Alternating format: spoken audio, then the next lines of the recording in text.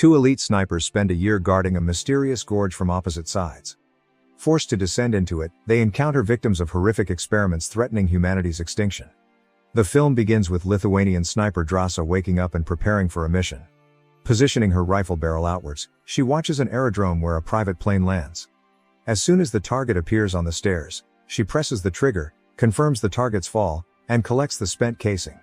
The story switches to former Marine and sniper Levi, who suffers from insomnia following nightmares. He entertains himself by riding around the city at night. Sitting by the sea until dawn, he writes something in a notebook. This continues until he receives a phone instruction to report to a military base. There, Levi meets a mysterious woman named Bartholomew. She questions him about his bad habits and work as a hired killer. After a psychiatrist suspends him from service, believing the sniper sees no point in life, the woman offers him a new contract. Drąsa returns home to visit her mother's grave and her ailing father. She tells him about her last job, passing on the memorable casing. Her father keeps evidence of his daughter's kills in a special bag. The girl confesses that she was caught on camera, and now her superior suggests she lay low on a special assignment. The problem is that her father is terminally ill and will die during this time. In September, Levi wakes up from anesthesia on a helicopter. The female pilot, after confirming his identity, collects his personal items, then instructs him to disembark and walk another 38 kilometers to the designated point. Donning a parachute, he obediently carries out the mission and jumps. Upon landing, he walks through picturesque terrain until he reaches a long gorge, the depths of which are hidden in dense fog. There, he is met by his colleague JD, whom Levi has come to replace. JD briefs him on the situation. Autonomous observation posts with generators and solar panels from Western and Eastern European countries are located on the west and east sides of the gorge. Each post is manned by a single person, and contacts between observers are prohibited. The main task of the observer is to patrol daily to monitor the integrity of the perimeter, check the operation of automatic machine gun turrets, replace hanging mines, and repair the fence in case someone attempts to break out from the gorge. Once a month, communication checks are conducted through the only available channel. Antennas around the perimeter provide cover by sending false signals to satellites, making the gorge invisible from above.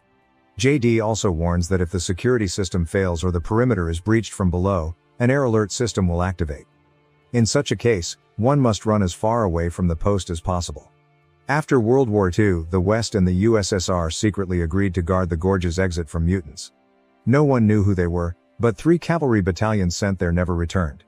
JD is certain, a gateway to hell is hidden below.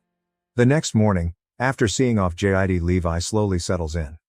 He is unaware that the colleague he replaced, upon reaching the evacuation point, instead of the deserved rest and salary, receives a bullet to the head, a fact reported to Bartholomew. October arrives. All month Levi diligently performs daily routine patrols to maintain the defensive system of the gorge. He inspects the fencing, counts the mines, checks the ammunition of the turrets, and also connects during the monthly communication session.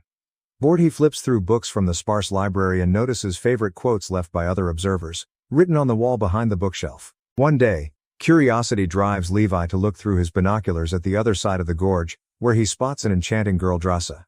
Feeling watched, she turns around, but without optics, she can't see what's happening opposite her. During a stormy night, Levi catches a bout of post-traumatic stress disorder. Panicking, he jumps up from his mattress and breaks a glass of water, injuring his foot. While treating his wound, the guy notices that the light is on in the tower opposite. His colleague is also awake. November arrives. Celebrating her birthday, Drąsa overindulges in cake and champagne, then seeks contact with Levi across the gorge. She attracts his attention by firing a shot into the air and writing a question on a piece of paper. Reading it through his binoculars, the guy responds that contact is prohibited, but he gives in to the provocation and suggests they drink to her health. The festive communication continues. The girl wants to dance, turning on music, and then provokes the guy to demonstrate his sniping skills by shattering his mug with a precise shot. In response, Levi shoots at a bottle. When Drąsa complicates the challenge by placing a second bottle on her head, she suddenly notices that automatic spotlights under her colleague's tower have turned on, scanning for targets. Leaning over the railing, Levi peers down the sheer cliff below. Mysterious creatures are already crawling up. He opens fire on them, followed by a hanging mine being activated, knocking some of the attackers down. Drąsa activates a heavy machine gun on her tower to help her comrade take down the monsters. Just as they finish off all the creatures, a similar monster climbs onto the girl's balcony. She starts shooting back, and now Levi has to help her. During the process, hanging mines explode, shrapnel hitting her shoulder. Then automatic turrets activate, and the monster attack from the gorge ceases. While Drasa treats her wound, Levi covers her with his rifle. The girl thanks him, noting that it was the best birthday ever. During the day, while dealing with the aftermath of the night attack, Levi and Drasa covering him see a drone emerge from the fog below. Hovering momentarily, the device then speeds away. In December, decorating a tree near the tower with spare bulbs, Levi congratulates his colleague on Catholic Christmas. They continue to communicate throughout the month, playing chess and building snowmen in each other's honor. This continues until February 14th.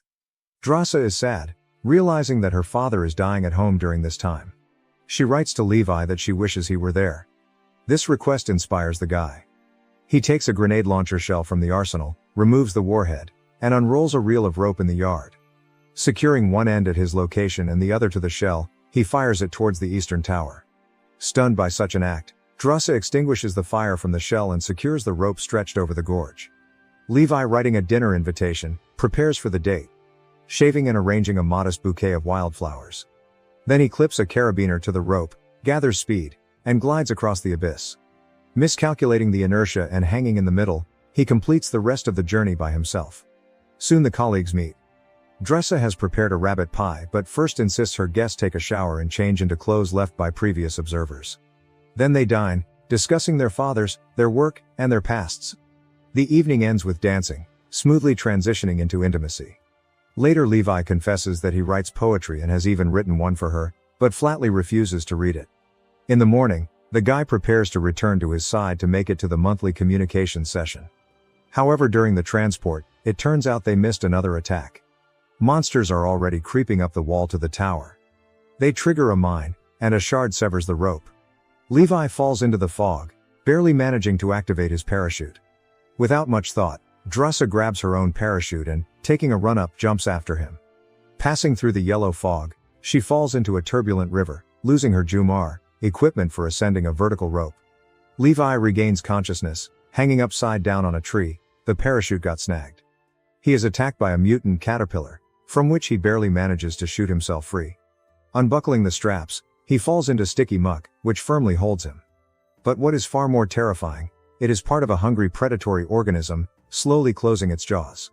The monster almost catches Levi when Drasa appears and, shooting off its teeth, helps the guy escape the trap. They wade through a fog-covered, bizarre forest towards the eastern wall of the gorge, intending to climb back up the rope. But along the way, they are attacked by sword-wielding riders. Bullets effectively deal with the mutated horsemen. Reloading, Drasa realizes she has lost the Jumar, without which they cannot climb the 500 meters of sheer wall. They will have to find a natural way out of the gorge. Examining the attackers, Levi realizes they are from the missing battalions, meaning they have been here for almost 80 years. The couple continues through the eerie forest, seemingly made of skeletons frozen in agony. Soon they come upon a settlement resembling a military base. Weathered flags of Britain, the USSR and the USA flutter in the wind on a flagpole. The asphalt beneath their feet is cracked, suggesting an earthquake had occurred. Entering a church, they see the remains of dead people on the pews. Judging by the remains of cyanide, they committed suicide. As they inspect the building, spiders crawling out of skulls attack them. Hollow men join the attack shortly after.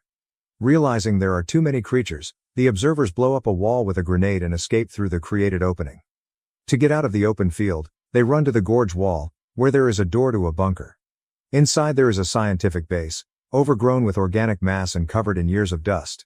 According to a photograph from a 1940s conference, it was founded back then. Levi finds a reel of film, and Drasa finds a propane-powered generator. The pair start it up, restoring power, and then retrieve a left-behind projector, loading it with the film. The recording shows scientists explaining that in 1946, after the creation of the atomic bomb, the West and East built a secret base for developing biochemical weapons. An earthquake caused samples to leak into the atmosphere, infecting the gorge's residents.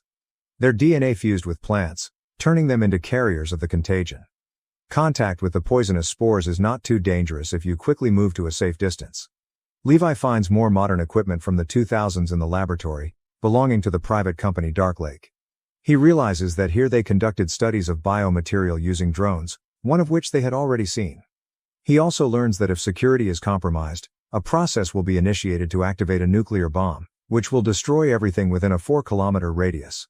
The pair plans to escape as quickly as possible before becoming infected. However, at the exit, they find out the mutants aren't that dumb. They stole Drossa's bag of ammunition and left it outside as bait. When the girl went to retrieve it, she fell into a trap. A rider snatches the loot away. Despite attempts to cut the rope or shoot the abductor, Drossa hits a log and loses consciousness. Levi runs after his friend's tracks to save her. He arrives at a missile silo from which toxic red smoke is rising. Below, Drossa regains consciousness, tied up in the lair of the rider who abducted her. Kicking him, the girl manages to free herself, and a fight ensues. Using makeshift weapons, she defends herself, but this only enrages the mutant. However, Levi's timely shot stops him. They escape from the silo, where an earthquake-damaged missile had leaked chemicals that infected the gorge. The pair navigate through overgrown, mold-like human flesh, trying not to disturb it.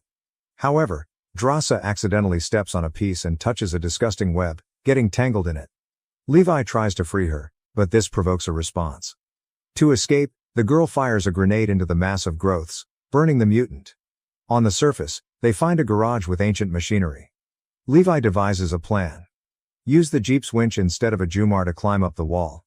After connecting batteries and stocking up on a canister of gasoline, they start the vehicle and race to the eastern wall. While the guy attaches the rope to the winch, the girl shoots at attacking monsters. Then Drossa takes the wheel and presses the gas. The Jeep crawls up the steep cliff. The Hollow Men also don't think of giving up. They climb up the cliff and the rope. Pinning the gas pedal down with a box, the couple fend off the pursuing mutants, dropping their bodies down.